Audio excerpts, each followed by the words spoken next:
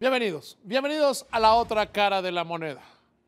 Estamos ya próximos a cumplir un año de inestabilidad en el mercado cambiario. Estamos cerca de un año de estar esperando el momento en el cual el sistema de la Reserva Federal decida normalizar su política económica y con eso se incrementen las tasas de interés. Nos acercamos al primer aniversario de que comenzó una rápida e inesperada caída en los precios del petróleo que transformó el paradigma a través del cual habíamos venido construyendo no solo el presupuesto, sino nuestra vida nacional. Es momento de ver la otra cara de la moneda. Entender dónde estamos parados a casi un año de distancia. Y permítame comenzar con una pregunta. ¿Cuánto cree usted que se ha devaluado el peso frente al dólar y las demás monedas en el mundo? ¿Cuándo cree usted que ha sido esta crisis de volatilidad, según algunos? Yo, como usted sabe, le he dejado claro algunos puntos. Primero, no se trata de un debilitamiento del peso, y hoy se lo voy a demostrar, sino de un fortalecimiento del dólar. Segundo, no ha tenido impacto prácticamente para nadie en nuestra vida diaria. Y tercero, lo hemos pasado mejor que la inmensa mayoría. Bienvenidos a la otra cara de la moneda.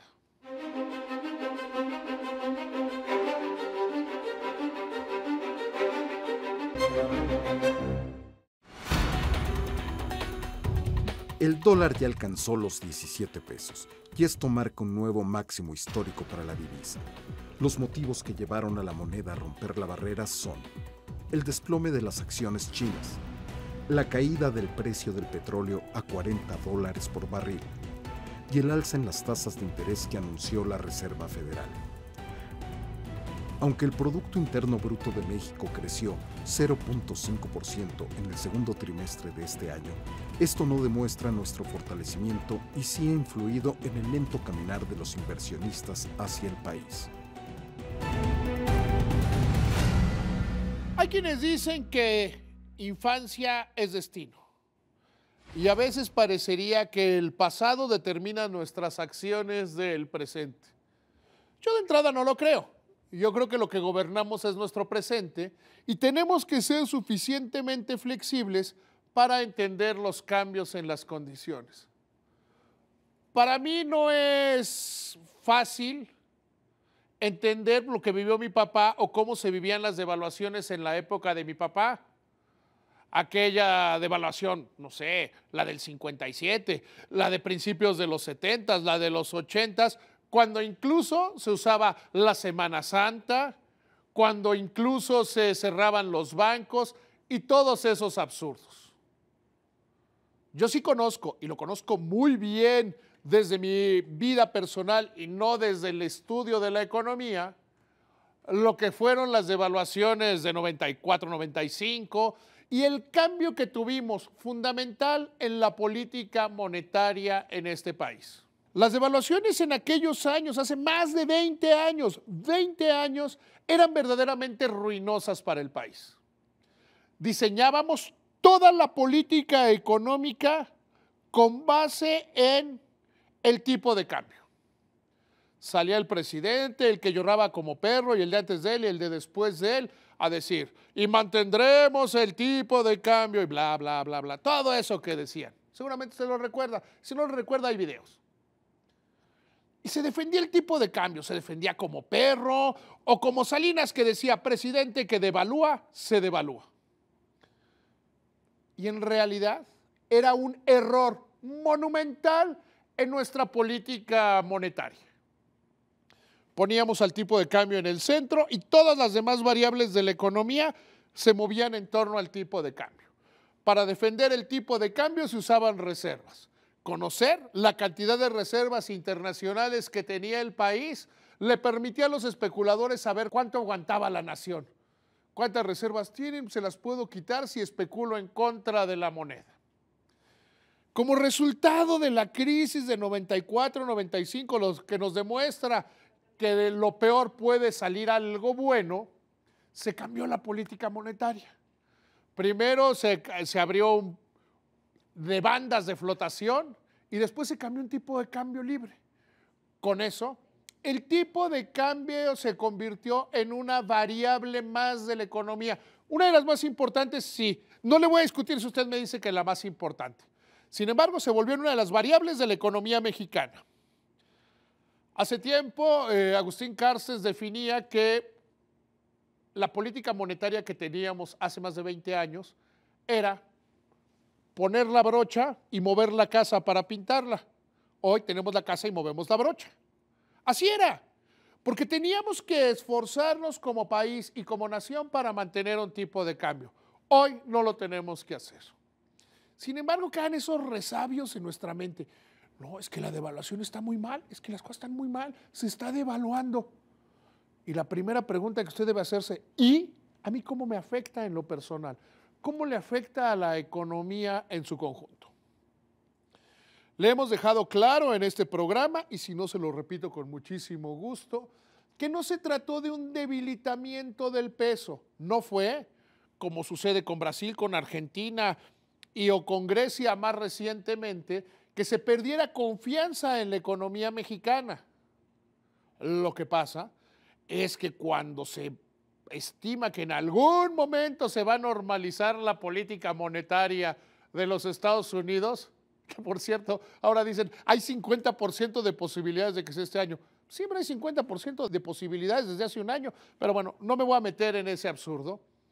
Existe un mayor apetito por los dólares. Cuando hay algún problema, hay mayor apetito por los dólares. Muy sencillo, la gente le confía más al dólar que a cualquier otra moneda.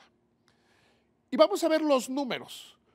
¿Cuánto ha perdido el peso? Se lo voy a dejar en cuánto ha perdido, no cuánto ha ganado el dólar, para que no discutir con usted, no ponerlo de malas, no irritarlo. ¿Cuánto ha perdido el peso? 8%. ¿Eso es mucho o es poco? El real brasileño, para tener una comparación, ha perdido el 21%. ¿Y cuánto ha ganado el peso frente al euro durante este periodo? 11%. Así como hoy podemos comprar en el último año 8% menos en términos de dólares, podemos comprar 10% más en términos de euros, es decir, 11% más. Es decir, hoy somos una moneda más fuerte frente al euro que lo que éramos hace casi un año.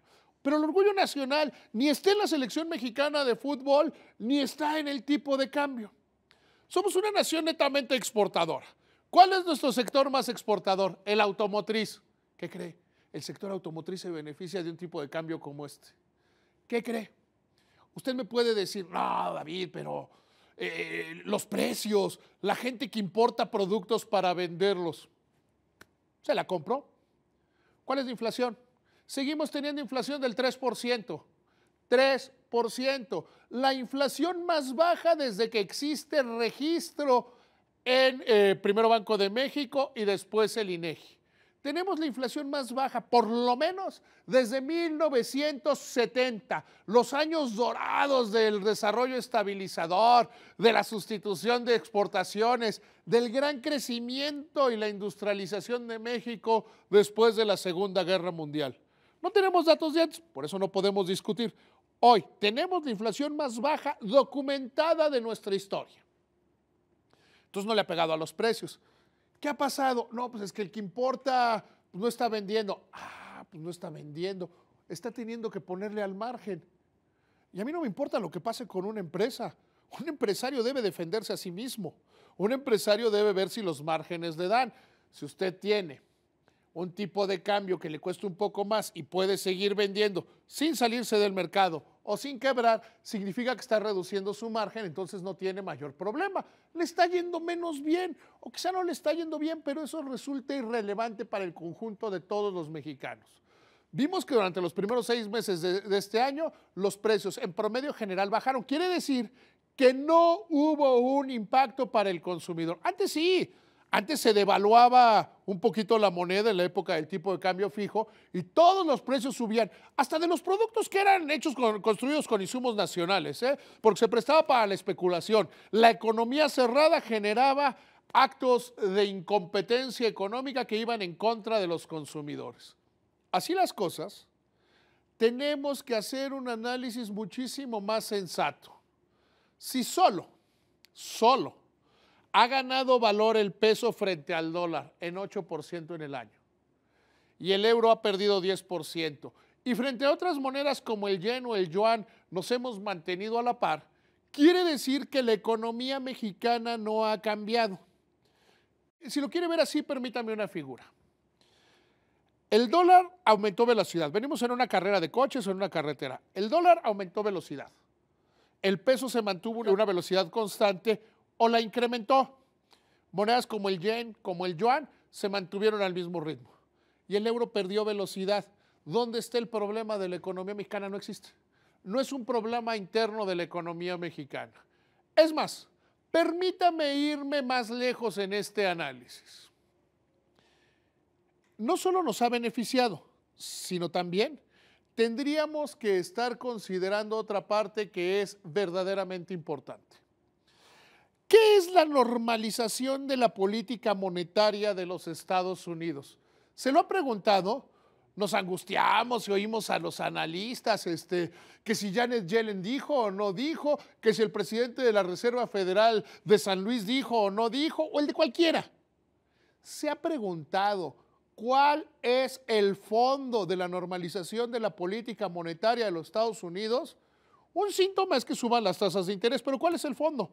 Quiere decir que tienen resuelto su problema de crecimiento económico, es decir, que entran en un círculo virtuoso y que tienen controlada la inflación.